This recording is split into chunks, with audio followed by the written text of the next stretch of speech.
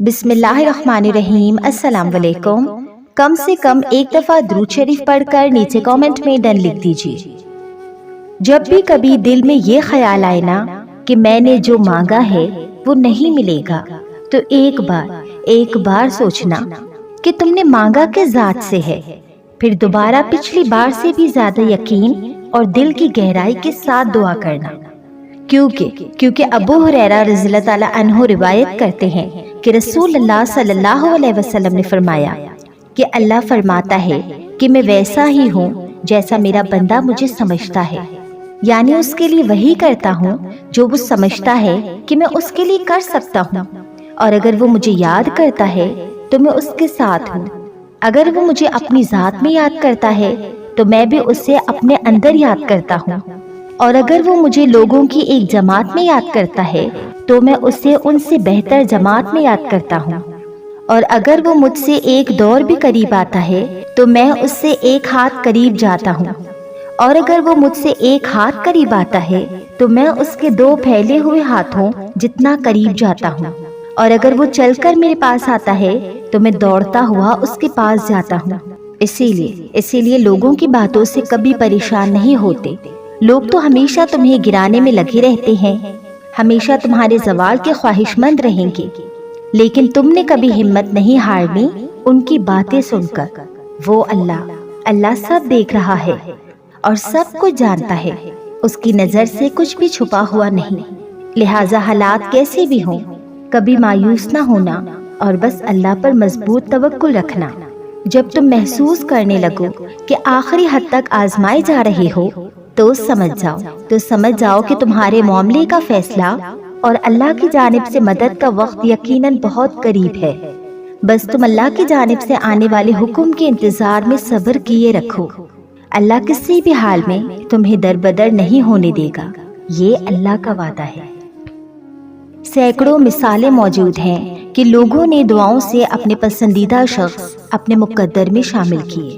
تم بھی اللہ سے نا امید مت ہونا، ان لوگوں کی کہانی اللہ نے مکمل کی، وہ تمہاری کہانی بھی ادھوری نہیں چھوڑے گا۔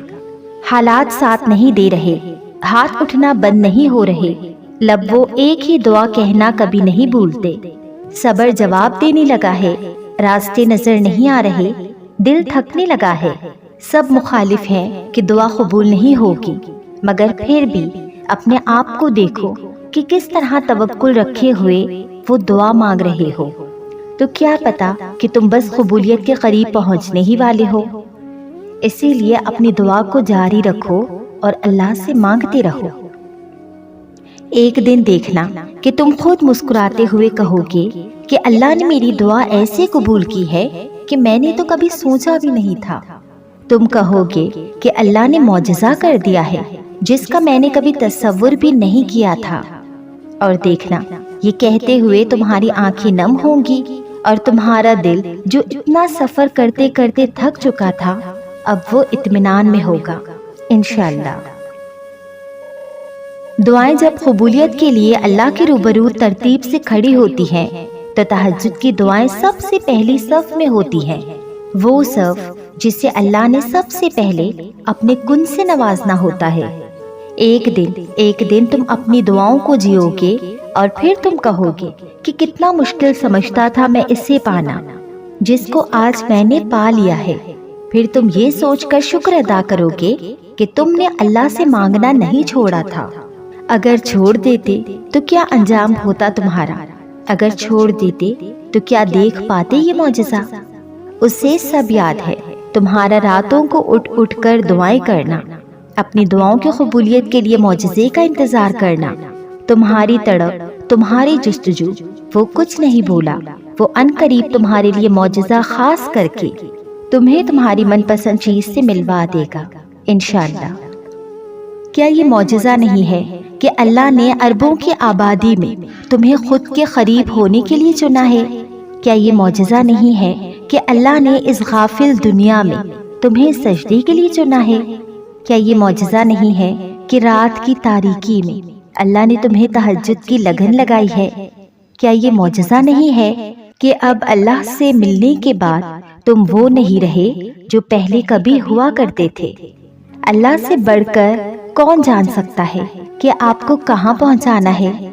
आपकी दुआएं तो आपका रास्ता आसान कर रही है, और वो तो खुद कहता है कि तुम चाह भी नहीं सकते अगर अल्लाह न चाहे।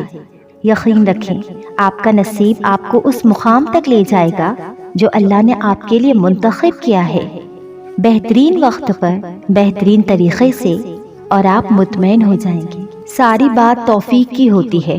जब अल्लाह नाराज होता है तो सजदे की तौफीक भी ले लेता है।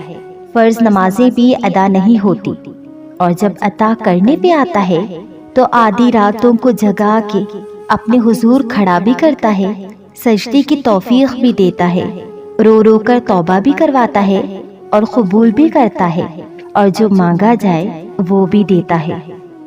तुम्हारा मुकद्दर तुम्हारी जिंदगी नहीं बनाता, बल्कि तुम्हारा तवक्कुल तुम्हारी जिंदगी बनाता है। तुम्हारे पास अब भी दुआ का इख्तियार है। तुम्हारी कहानी अब भी खत्म नहीं हुई। तुम्हारी तौफीक ही कबूलियत की सबसे बड़ी दलील है। वो तुम्हारी इन रोती हुई आंखों को यूं ठंडा कर देगा जैसे उसने याकूब अलैहिस्सलाम की आंखों को ठंडा कर दिया था। वो तुम तक हर खोई हुई चीज यूं वापस ले आएगा जैसे वो अंधे कुएं से यूसुफ को निकालकर याकूब तक ले आया था। क्या हो सकता है और क्या नहीं, ये सोचना तुम्हारा काम नहीं। तुम्हारा काम बस दुआ करना है। फिर देखो वो ऐसे मौजज़े लाएगा कि तुम्हारे रोंगटे खड़े हो जाएंगे।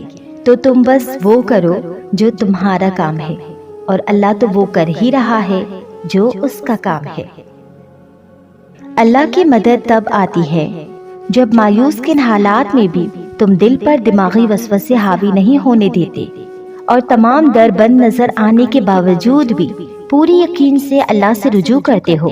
तब वो तुम्हारे लिए ऐसे जरियों से मदद भेजता है जिनके बारे में तुम्हारी अक्ल गुमान भी नहीं कर सकती।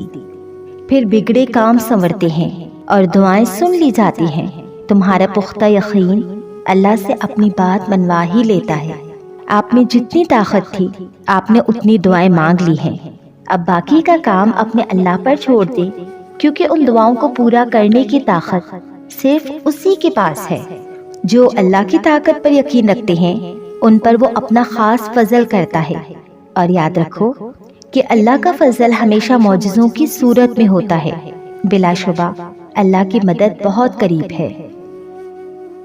पता है सब्र की इंतहा क्या है?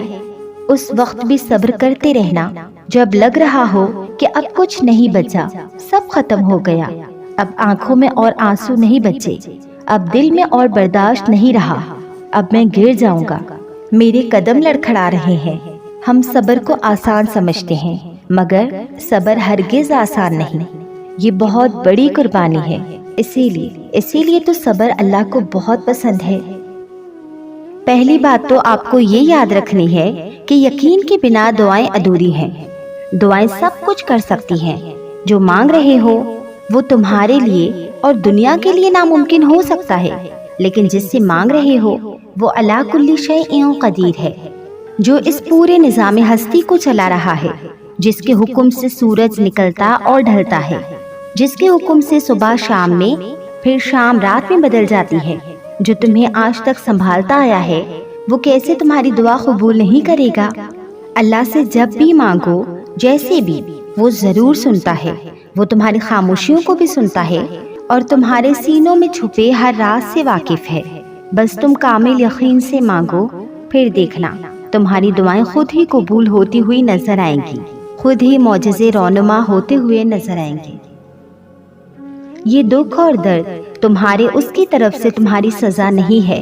ये आजमाइशें तुम्हारे माजी की खताओं का नतीजा नहीं है। ये बेसुकूनी तुम्हारी उसकी तुमसे नाराजगी की वजह नहीं है। ये उसके तरीके हैं तुम्हें खुद तक बुलाने के लिए। ये बेचैनी बेवजह नहीं है। वो अपने महबूब बंदों को सजाएं नहीं दिया करता। वो जिनसे मोहब्बत करता है उन्हें तकलीफ में नहीं छोड़ा करता।